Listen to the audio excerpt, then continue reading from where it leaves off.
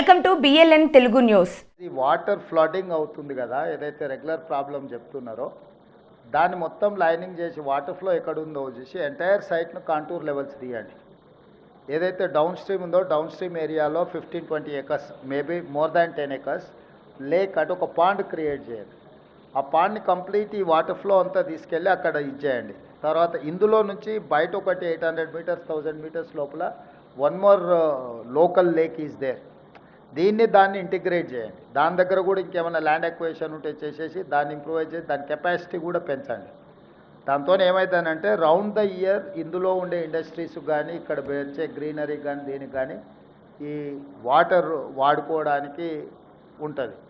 రెండో పాయింట్, ప్రకాష్ రెడ్డి గారు, కొండ సురేఖ గారు, ఈ లోకల్గా ఈ ప్లాట్ ఓనర్స్ అంటే land owners who have lost this land వాళ్ళకి ప్లాట్స్ ఇస్తామనేదో చెప్పారు.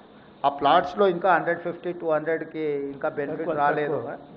ఇంకా whatever who are real eligible వాళ్ళందరినీ లిస్ట్ అవుట్ చేసి సేమ్ ఏదైతే ఎగ్జిస్టింగ్ మీరు ఒక ప్రపోజల్ పెట్టారో దాన్ని ఎక్స్టెన్షన్ కింద డెవలప్ చేయండి. థర్డ్ థింగ్, వాళ్ళకి యాజిటీస్గా మనం ఇందిరమ్మ ఇండ్లు అలాట్ చేస్తే ఎట్లుంటుందో ఈ బెనిఫిషియర్స్కి, ఇప్పుడు you are allotting only plots, is it?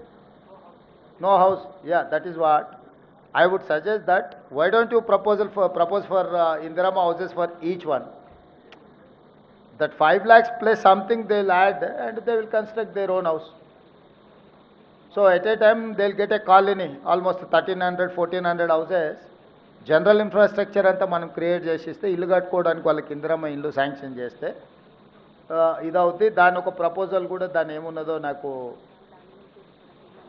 అదే కదన్నీ చేస్తారు, బేసిక్ కమ్యూనిటీస్ ఇచ్చారు.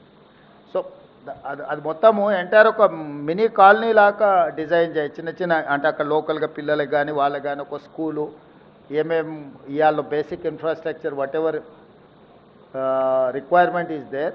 12 houses 1200 plus houses అంటే we can declare as a 1 gram panchayat. It is going to add 2000 plus voters.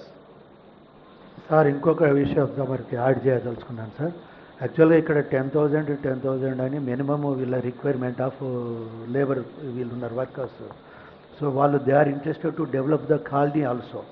ఎందుకంటే బయట నుండి వచ్చిన టెక్నికల్ స్టాఫ్స్ కూడా రెసిడెన్షియల్ కూడా డెవలప్ చేయాలనుకున్నారు కనుక ఇట్ విల్ బి బిగ్ మంచి విలేజ్, అంటే మేజర్ విలేజ్ కింద డెవలప్ అవ్వడానికి అన్ని విధాల అవకాశాలు ఉన్నాయి సార్. రెండోది ఏంటి అని అంటే ఇప్పుడు ఏదైతే హౌస్ సైట్స్ డెవలప్ చేస్తున్నారో అక్కడ శానిటేషన్ లేదు, ఎలక్ట్రిఫికేషన్ లేదు, అది మా పరిధిలో లేదు అంటున్నారు.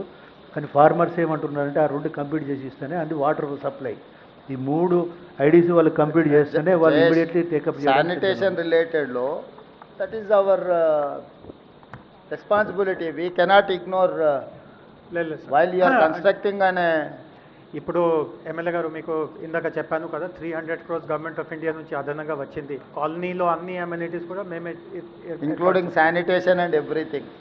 So I would suggest straight you establish 1 gram panchayat, whatever gram panchayat requires, gram panchayat building, community hall, education, school building and everything. Mini what you call OP patients చూడడానికి ఒక డాక్టర్ వచ్చి విజిట్ చేస్తాను. ప్రైమరీ హెల్త్ సెంటర్ లాగా డే టైం వాళ్ళకు health requirements ఏమన్నా ఉన్న ఒక 3 hours or 4 hours everyday వీళ్ళు వచ్చి ఒక అంగన్వాడీ బేసిక్ ఒక విలేజ్కి ఏమేమి అవసరం ఉంటాయో కలెక్టర్ గారు ఒక గ్రామ పంచాయతీలో ఏమేమి ఎస్టాబ్లిష్మెంట్స్ ఉంటాయో అన్ని ఎస్టాబ్లిష్మెంట్స్ ఇప్పుడు మీరు ఏదైతే డిజైన్ చేసిండ్రో అందులో ఉండాలి. వాటికి కావాల్సిన బడ్జెట్ ప్రపోజల్స్, డెవలప్మెంటు ప్లస్ ఈ బెనిఫిషియర్స్ అందరికీ ఇందిరమ్మ స్కీమ్ కింద హౌసెస్ ఇవ్వడానికి వాళ్ళందరినీ కూడా లిస్ట్ అవుట్ చేసి యూ గెట్ దట్ ప్రపోజల్.